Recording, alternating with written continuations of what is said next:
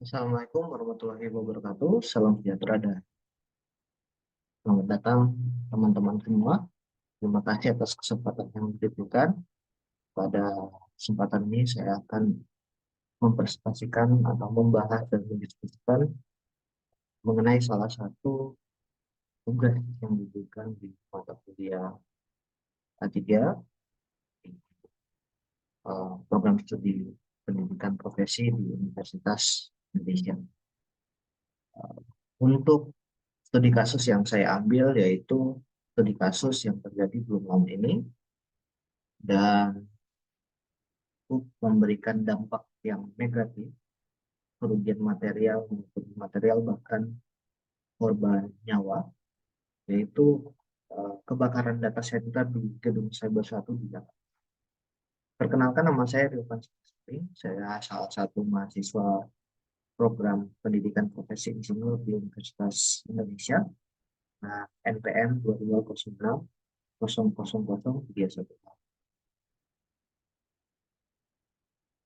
Jadi untuk studi kasus yang terjadi di kebakaran di Gedung Cyber 1 Kuningan Barat Raya, secara garis besar dapat dianalisis dan disimpulkan bahwa kebakaran ini terjadi karena adanya human error pada saat instalasi listrik, di mana pada saat instalasi listrik banyak terdapat selotip-selotip yang menyebabkan api, percikan api yang berasal dari listrik melebar ke ruangan data center.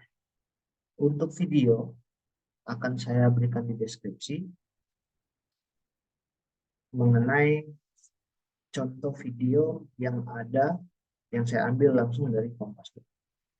Nanti bisa dilihat untuk mengenal lebih jelas mengenai kasus yang terjadi di data center.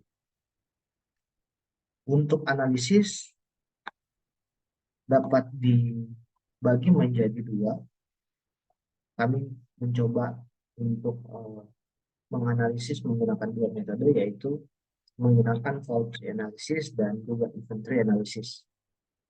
Masuk ke fault tree analysis, dapat kami simpulkan bahwa penyebab kebakaran yang terjadi adalah momen pada saat instalasi kabel listrik, karena didapatkan temuan-temuan yang didapatkan dari kepolisian bahwa ada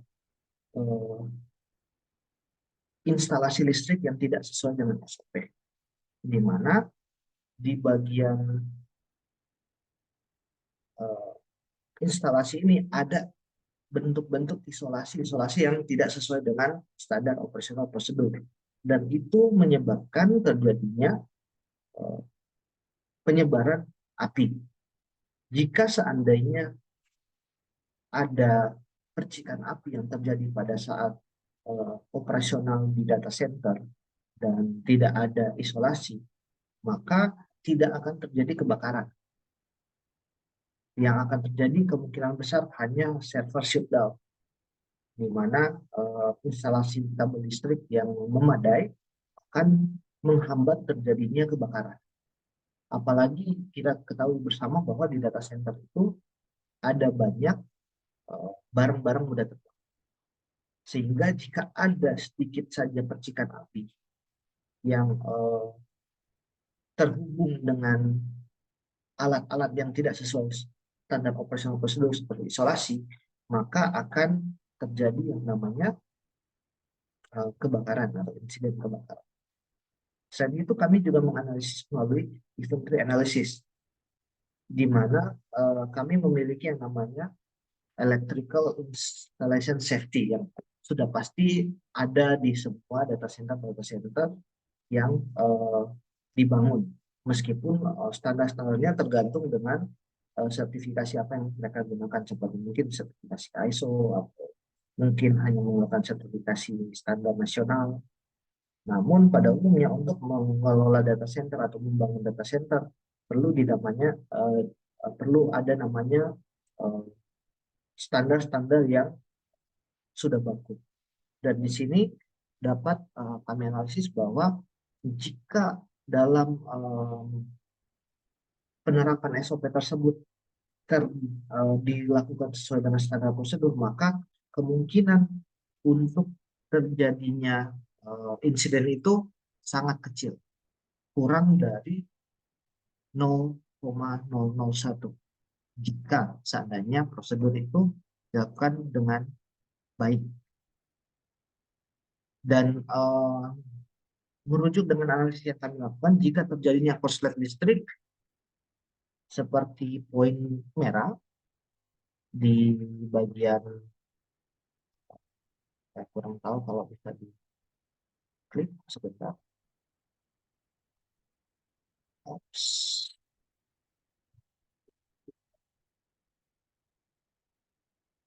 Tampaknya saya tidak bisa menggunakan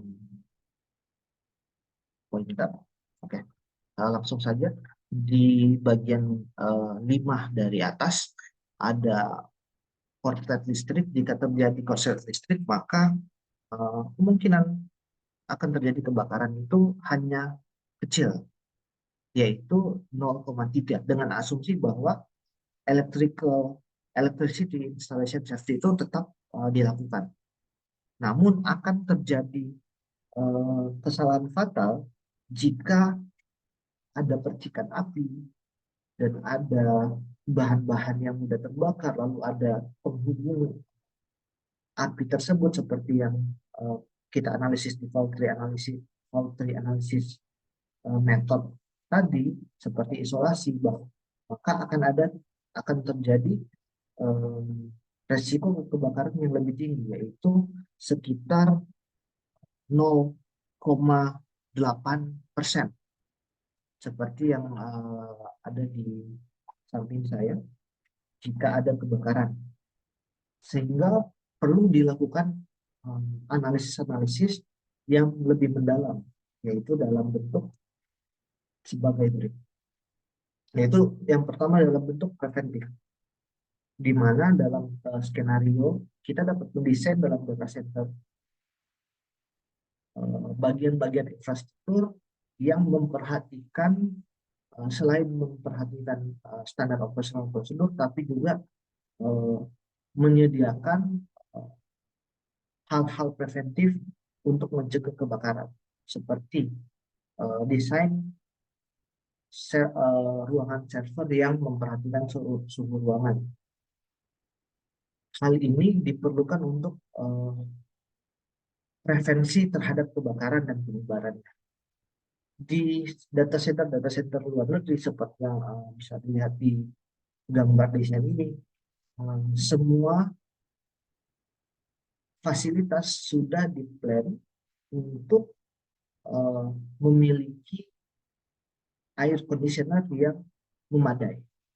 Bahkan ketika listrik padam, sudah ada yang namanya backup generator, UPS unit, yang memberikan preventif dalam lapisan yang lebih, sehingga server bisa berjalan dengan baik dan juga memprevensi terhadap terjadinya kebakaran, bahkan hanya dengan percikan api kecil. Ini memang tidak menghilangkan resiko terjadinya insiden kebakaran, namun dapat mengurangi persentase terjadinya insiden kebakaran.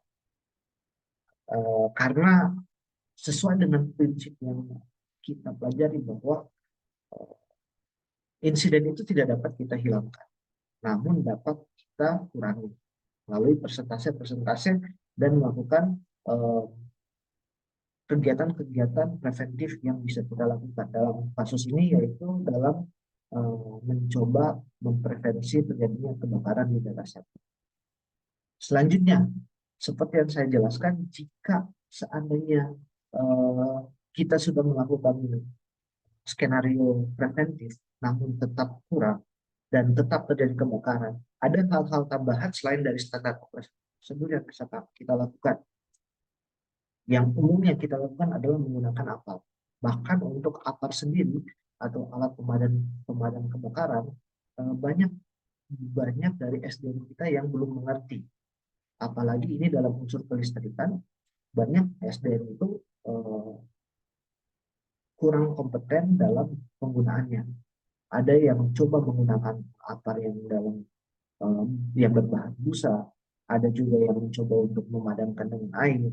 Itu menjadi salah satu yang tidak sekedar kompetensi yang kurang, namun juga kadang karena unsur ketidaksiapan atau panik yang terjadi pada SDM kita.